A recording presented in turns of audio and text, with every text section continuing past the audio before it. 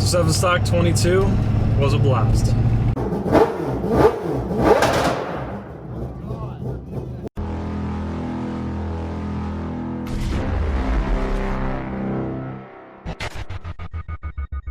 Seven stock is a massive event out in California. There's people from all over the United States and even the world that actually fly out to this event, which is pretty incredible. So it's a 36-hour drive. So I loaded up my truck and trailer, took the wife and kids along, and spread out into 4 days to get there. So I get there on Friday, unload the car into the garage, go to the hotel, pick up the family, come back for dinner that we're having, and I completely was caught off guard. I mean, I was still wearing my Ford t-shirt of all things, but when I show up, there's all these people surrounding my RX-7, and I quickly realized that one of them is Aria Mia. Aria Mia is kind of the Carroll Shelby for rotary engines and RX series vehicles. I mean, he's been around for years and is definitely one of my idols. I grew up loving all his stuff. Even the wide body that's on my RX-7 is heavily inspired by his GT300 car. So it was extremely awesome to meet him. He had his translator there. He had all kinds of questions about the cooling setups on my 4-rotor engines, and you know, we bounced back and forth about different things that he really enjoyed, and I was explaining to him that he was my biggest inspiration for a lot of stuff that I'd done over the years. So meeting him definitely made the event. That was worth it right away. Also got to meet the next day David Mazzi in person. I've talked to him before on the phone and stuff, but never actually got to meet him. Got to meet Rob Dahm in person, which again I had talked to him previously, but never had the flush. So it's cool to meet those guys and hang out with them for a little bit.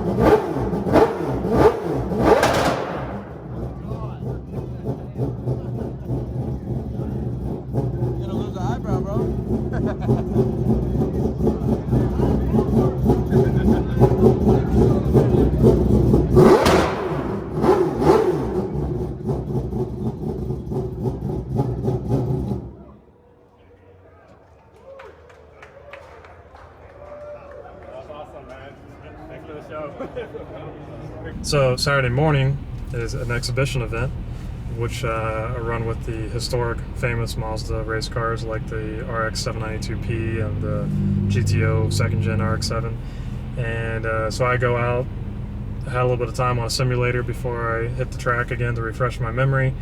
Did a couple laps to warm everything up. On the third lap was kind of picking up the pace, you know, hitting over 160 on the straightaways and going into high bank at, you know, 140 some miles an hour. That's crazy.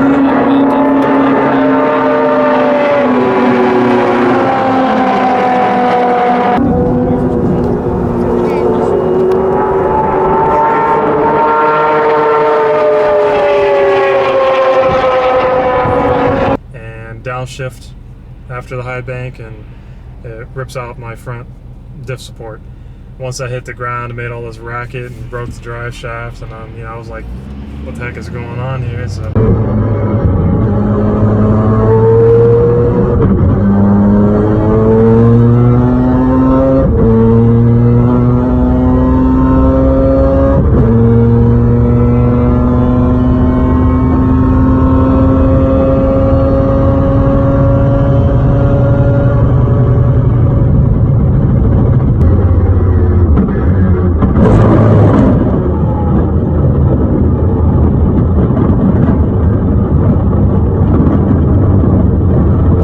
side of the track, had a truck pull me back to the pits, check out the damage.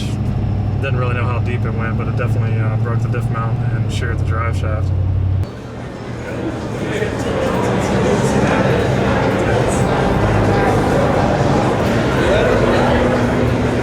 Seven stock.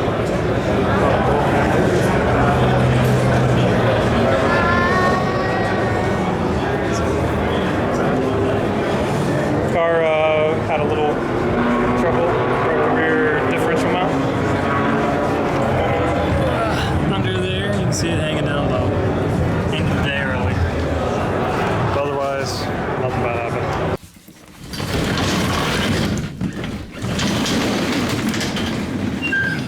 Alright guys, so we are back from 7 stock and here's the trailer. Alright. So there she is. This is how I like to see it come back, all in one piece. So I'm definitely pretty tired, and it's been a lot of miles driving there and driving back, and I didn't do a good job videoing the whole trip. I mean, there's just so much going on and so much to keep track of. I didn't have time. I'm not a great YouTuber and you know, keeping track of all that kind of stuff. But the car is back. Like I said, it's all in one piece, which is great. Had just a small fit. I'll get on the lift here and show you guys in a minute. But yeah, the car was perfect otherwise. I mean, obviously it always runs. The engine's super reliable all the time. I never have any issues with it. And yeah, I guess it was the last straw on the drivetrain after a couple hard seasons of racing. It just was this time to say adios. So let's go ahead and get this car unloaded. I'll get on the lift for you guys. Check out the Carnage and see what the game plan is. Luckily, it is like winter here, so I got a solid 3, almost 4 months before my next event. So it gives me time to address everything, and there's a few other stuff I want to do to improve. I mean, this is the only racing 4-rotor in the United States right now. There is others on down the pipeline that are coming. You know, Rob Dom's getting his together. David, I think, has plans to actually hit some time attacks because he did some track testing with it recently, Formula 7. And obviously there's another 4-wheel drive twin turbo 4-rotor that was at SEMA.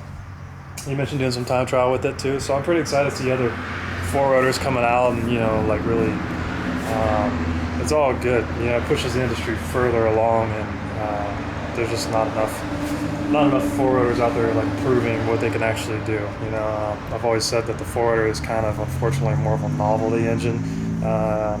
It takes a lot of devotion, time, and money to make one actually go on the racetrack or perform in any real motorsports fashion. So, you know, it's not easy to do, and that's probably why we have seen so few so far.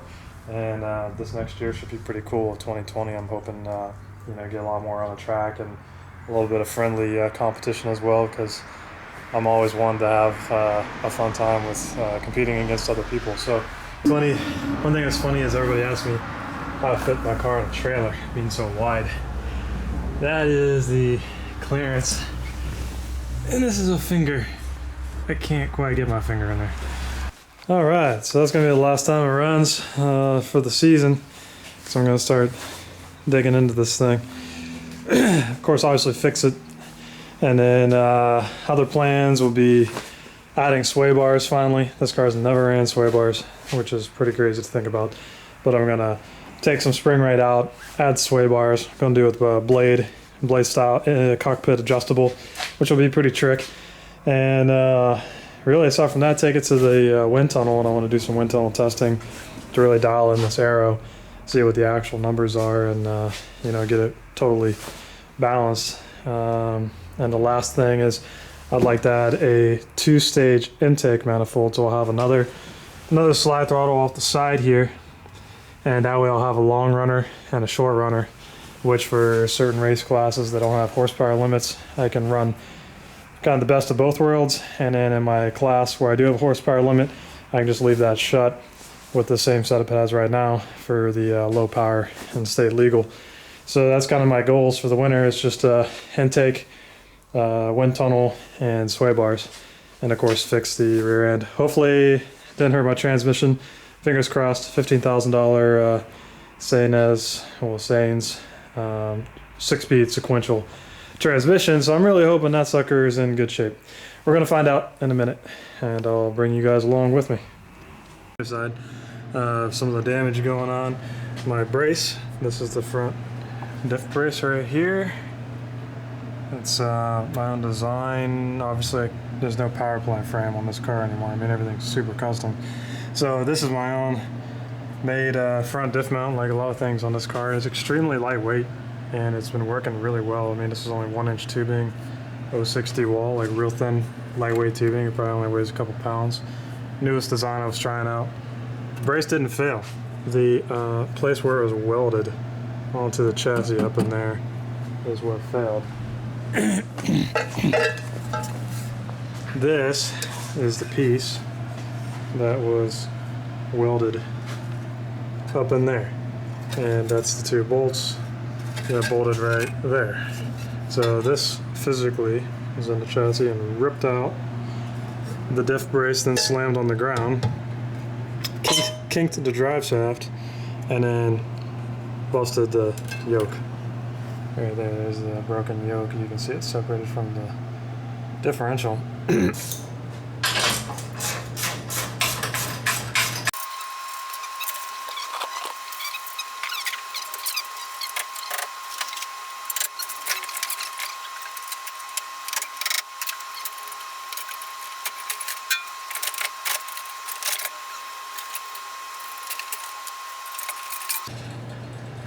Ooh. A little bit of carnage on the exhaust there. Definitely took a good beating.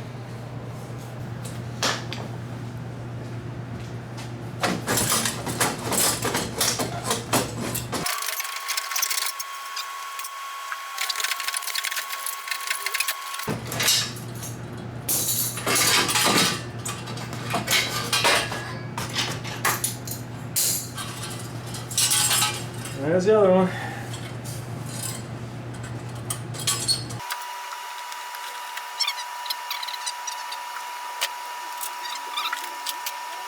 So there is the transmission. Sainz 6-speed sequential.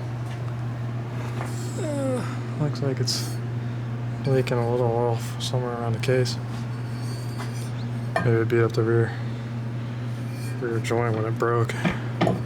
But it sounds good. It's still, and the gears are busted in it. There's a drive shaft. Go slip this out. So that's where the mount was welded, and you can see right there is where it was, and it just sheared it out. This was a big mistake on my part. So once that ripped out, then naturally this fell to the ground, scraped on there and bent it a little bit there, and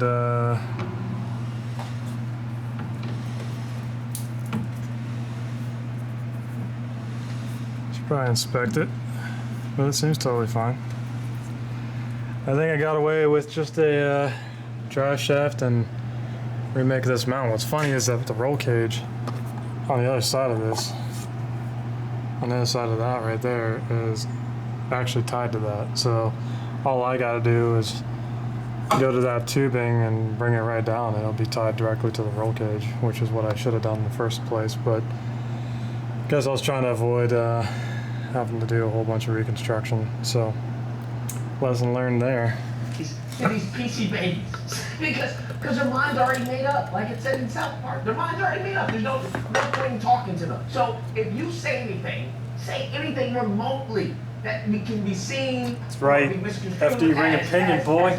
Non-PC. So this is the, still not say Sainz. I don't know. So Sainz. Sainz or Sainz. It's expensive. Sainz.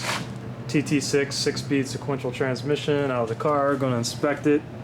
Everything seems completely fine, so I don't think anything's wrong with it. But you never know. It's better not to take your chances. They are. Like an off-brand. So here's inside the sequential transmission. Everything's looking pretty good, only with some minor wear on the dogs. Everything else is looking great though. All 6 gears, no problem at all. This is Redline special shockproof oil, so it kind of has this yellow look to it. That's totally normal. Out of the can, that's what it looks like. Here's the sequential mechanism right here. And when you pull back through the gears, it's a barrel style tumbler, and that's what selects each of these guys to engage each set of gears. And this would be first and second, and then third and fourth, and fifth and sixth. And it's a pretty simple setup. It comes apart real easy too. Just unbolt these rear here, and you can change the gear sets. Bell housing off the RX-7. So it's using a Tilton annular release bearing. Had this on there for many years, and it's still kicking, no problems at all. Bearing's still good. Here's the lines. It uses a quick disconnect fitting. It has a little bleeder, and this is the adapter plate that Sains makes to use their transmission on a RX-7 bell housing. This is just a regular 3rd generation RX-7 bell housing, which would be normally a pull type clutch, but obviously everything's reconfigured and did some machine work to perfectly house the throwout bearing. So yeah, that was a wrap on 7 stock. Came out with not a whole lot of damage, and I was a little upset, didn't get to race both sessions in full, but that wasn't the primary reason for going there. I mostly wanted to go and like meet people and advertise, so I don't have any regrets. So I have lots of new videos coming out. Don't forget to like and subscribe and get notified when I actually release those, and keep your eyes peeled for it. Until next time, later.